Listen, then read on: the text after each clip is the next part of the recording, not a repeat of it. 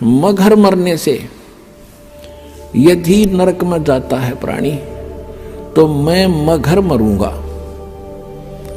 Announcement करवा दी परमात्मा ने कि भी इस दिन मैं मगर मरूंगा, और उसके लिए प्रस्थान कर दिया।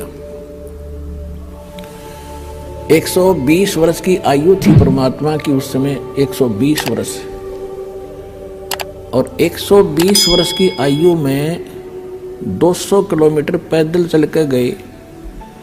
तो कहने का भाव ये है, हर एक बात से पता चलेगा वो क्या थे।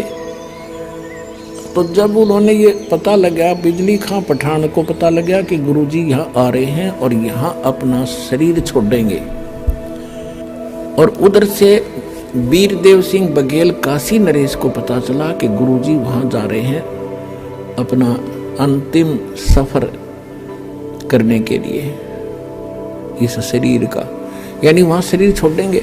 तो वीरदेव सिंह बघेल ने काशी के नरेश, वो हिंदू था, और बिजली खां पठान जो है वो मुसलमान था। तो यहाँ के हिंदू जो शिष्य थे कबीर साहब के, इंक्लूडिंग वीरदेव सिंह बघेल, इन्होंने स्कीम बना ली कि वहाँ मुसलमानों का अक्षेत्र है और वो गुरुजी की बिरान माटी करेंगे, जमीन में दबेंगे, और मुसलमान रीति से वो इनका अंतिम संस्कार करेंगे। ये हम नहीं देख सकेंगे, हम अपनी रीति से उसका संस्कार करेंगे और सबको यहाँ लाएंगे बनारस में। यदि सीधे हाथों बिजली खां नहीं मानेगा तो युद्ध करके लाएंगे। इस उद्देश्य से सेना साथ ले ली, और वो से दर्शकों की तो कहना है ना कितने चाल पड़े। बिजली खां पठान को पता चला, सबकी व्यवस्था की, परमात्मा पहुंच गए। तो बिजली खां पठान ने कहा कि भगवान, यहाँ पर एक सबसे बड़ी समस्या हमारे लिए ये है कि यहाँ कोई जल नहीं है, और आदमी गणे आगे, चारों तरफ से दर्शक भी आगे हैं, इनके नहाने और धोने की व्यवस्था नहीं हो पाएगी। बाहर से कुछ जल मंगा रखा है, केवल पीने की व्यवस्था हम कर पाए। परमात्मा ने कहा कि मैं पहले बहते जल में स्नान करूंगा और फिर मैं शरीर छोड़ूंगा। तो बिजली खां पठान ने बताया कि महाराज, यहाँ साथ में भगवान एक आमी नदी बह रही है, बहा करती थी, अब सूखी पड़ी है। भगवान शंकर ने इसको श्राप दे रखा है, इसमें जल एकदम खत्म हो गया। हम भी बड़े दुखी।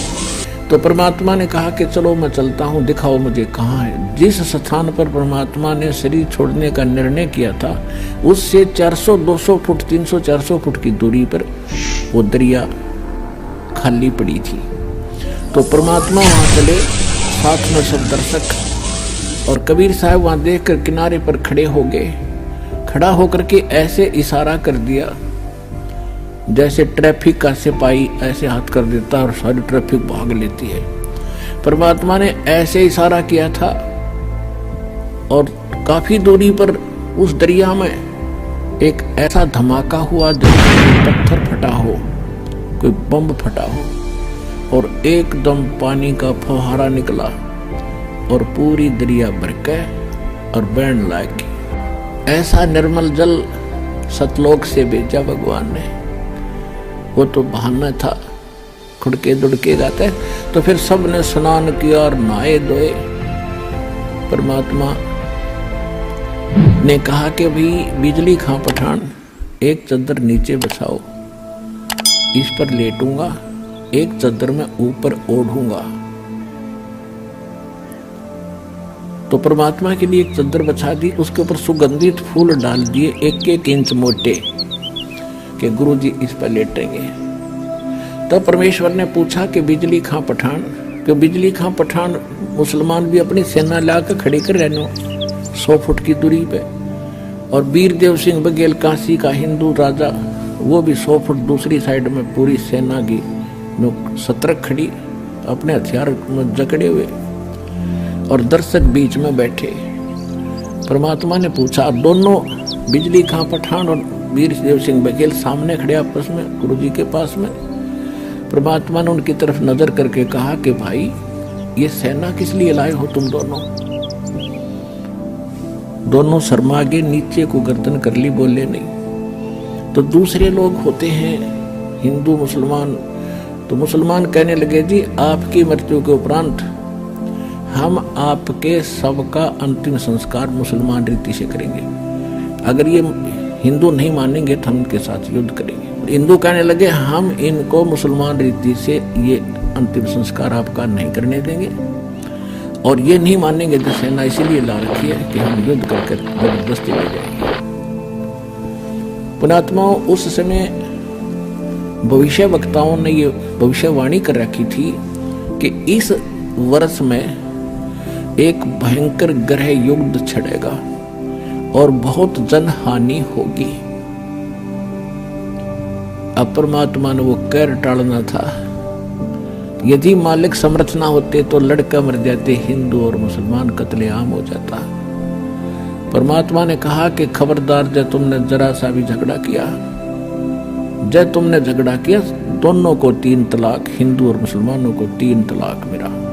फिर भी सुन लो, मेरे शरीर को चाहे 2 भागों में बांट लेना बेटा, तुम लड़ियो ना, मेरा काला मुंह हो जाएगा। अब वो ऊपर से तो सब हाँ भर रहे थे, अब ठीक है जी, लेकिन अंदर से ये था कि एक बार शरीर छोड़ दें गुरुजी, फिर हम आप देख लेंगे। अब वो तो अंतर्यामी थे, सारे जाने थे इनमें केक को बदबरी पड़ी है। एक चद्दर नीचे बिछी थी, लेट गिरे, एक ऊपर ओढ़ ली। कुछ देर के, कुछ ही सेकंड के बाद परमात्मा ने ऊपर आकाश में जा रहे थे, सह शरीर जा रहे, वहां से आकाशवाणी की कि भाई उठा लो चद्दर, हटा दो पर्दा, इसमें नहीं है मुर्दा।